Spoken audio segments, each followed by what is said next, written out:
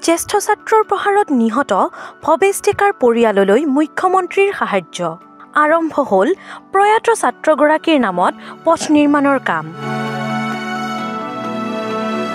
চিপাঝাৰৰ পদুমপুখুৰী হাইস্কুলত জ্যেষ্ঠ ছাত্ৰৰ প্ৰহাৰত নিহত হোৱা ছাত্ৰ ভৱেশ ডেকাৰ পিতৃ-মাতৃলৈ মুখ্যমন্ত্ৰীৰ ফালৰ পৰা আগবঢ়োৱা হৈছে বিশেষ সাহায্য।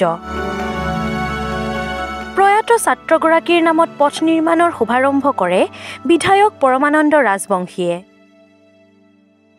2024 চনৰ 23 ছেপ্টেম্বৰত বিদ্যালয়খনৰ নৱম শ্ৰেণীৰ ছাত্ৰ ভৱেশ ডেকাই দুৰ্ভাগ্যজনকভাৱে নিজ বিদ্যালয়তে প্ৰাণত্যাগ কৰিছিল। এই ঘটনাৰ পাছতেই অসম বিধানসভাৰ এটি বিধায়নী দলে ঘটনাৰ বুজ ল'বলৈ উক্ত বিদ্যালয় আৰু ছাত্ৰগৰাকীৰ পিতৃগৃহত উপস্থিত হৈছিল। লগতে স্থানীয় বিধায়ক পৰমানন্দ ৰাজবংশীয়ে পিতৃ-মাতৃক এক সাহায্য দিয়াৰ লগতে ছাত্ৰগৰাকীৰ গাঁও সেনাপতিপাৰাৰ মূল পথটো 6 মাহৰ ভিতৰত নতুনকৈ নিৰ্মাণ কৰি ছাত্ৰগৰাকীৰ নামত উচৰ্গা কৰা হ'ব বুলি কথা দিছিল। কাৰ অৱহেলাৰ কাৰণে মৃত্যুমুখত পৰিবলগীয়া হ'ল আৰু ভৱেশ ডেকাৰ দৰে যাতে কোনেও মৃত্যুমুখত পৰিব নালাগে তাৰ কাৰণে এই গোটেই দিশটো যিহেতু চৰকাৰীভাৱে এটা ব্যৱস্থা নথকা স্বত্তেও মাননীয় শিক্ষামন্ত্ৰী মহোদয়ে এই গোটেই আমাৰ মাক আৰু পিতৃ তেওঁলোকৰ মনৰ কথা শুনি একেধৰণে আমি আমাৰ যশস্বী মুখ্যমন্ত্ৰী ডাঙৰীয়াক যেতিয়া কথাখিনি কোৱা হৈছে তেতিয়া তেওঁলোকৰ ঘৰখন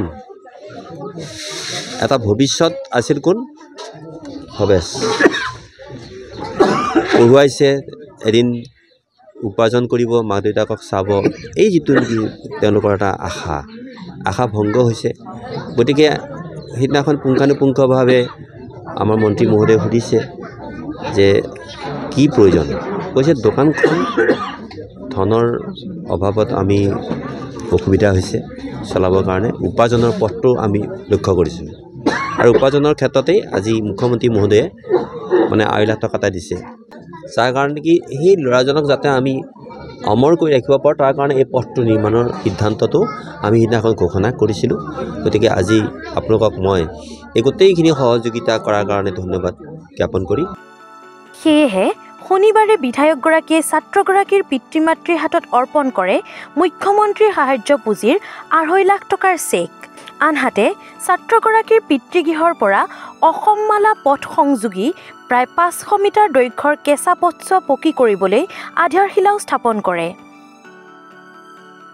MGNৰেগাৰ অধীনত প্ৰায় 20 লাখ টকা ব্যয় সাপেক্ষে নিৰ্মাণ কৰা হ'ব এই পথটি। কথা দি কথা ৰখাৰ বাবে বিধায়কগৰাকীক কৃতজ্ঞতা জনায় স্থানীয় ৰাইজে। মোৰ আমাৰ ল'ৰা ভৱেশ ডেকা 23 ছেপ্টেম্বৰৰ দিনা পদুমপুখুৰী স্কুলত মৃত্যুবৰণ কৰিছিল ছাত্ৰৰ প্ৰহাৰত আৰু তেতিয়া স্থানীয় বিধায়ক ছাৰে যথেষ্ট গুৰুত্ব সহকাৰে লৈছিল আৰু তেওঁ যিখিনি কথা দিছিল সেই কথাখিনি মতে তেওঁ আজি ৰাস্তাটো তেওঁৰ মোৰ ল'ৰাটোৰ নামত উচৰ্গা কৰিলে। গতিকে মই নথৈ আনন্দ আৰু গোটেই অঞ্চলবাসীৰ কাৰণে এটা ভাল খবৰ। দৰং জিলা চিপাঝাৰ সমষ্টিৰ পদুমপুখুৰী হাইস্কুলত 23 ছেপ্টেম্বৰ 2024 তাৰিখে ৰাতিপুৱাতে ভৱেশ ডেকা নামৰ নৱমমান শ্ৰেণীৰ ছাত্ৰ এজনক 4জন দশম শ্ৰেণীৰ ছাত্ৰই প্ৰহাৰ কৰি হত্যা কৰিছিল। এই ঘটনাৰ পৰৱৰ্তী সময়ত সংবাদ মাধ্যমত ধুমুহাৰ সৃষ্টি হৈছিলে। সমগ্ৰ উত্তৰ পূব ভাৰত আনকি ভাৰতৰ বিভিন্ন ঠাইতো ইয়াৰ প্ৰতিধ্বনি শুনা গৈছিলে আৰু সেই ঘটনাৰ পৰিপ্ৰেক্ষিতত এই অঞ্চলত হোৱা জনজাগৰণক সংবাদ মাধ্যমে যি ধৰণে কাভাৰ কৰিছিলে তাৰ বাবে মই প্ৰথমেই সংবাদ মাধ্যমক ধন্যবাদ জ্ঞাপন কৰিছোঁ। তেওঁলোকৰ যি সহমৰ্মিতা আছিলে তেওঁলোকৰ যি পজিটিভনেছ আছিলে সেইখিনিয়ে ৰাইজক সঠিক দিশত আগবঢ়াই নিছিলে আৰু তাৰ পৰিপ্ৰেক্ষিততে ইয়ালৈ 5গৰাকী বিধায়কৰ সৈতে আমাৰ চিপাঝাৰ সমষ্টিৰ মহামান্য বিধায়ক ডক্টৰ পৰমানন্দ ৰাজবংশী ডাঙৰীয়াই আহি যথেষ্ট সহানুভূতি প্ৰদৰ্শন কৰাৰ লগতে ঘোষণা কৰিছিলে যে ভৱেশ ডেকাৰ ঘৰলৈ অহা এই গাঁৱলীয়া পথটো তেখেতৰ কাৰ্যকালত বনাই পেভাৰ ব্লকৰ কৰি দিব।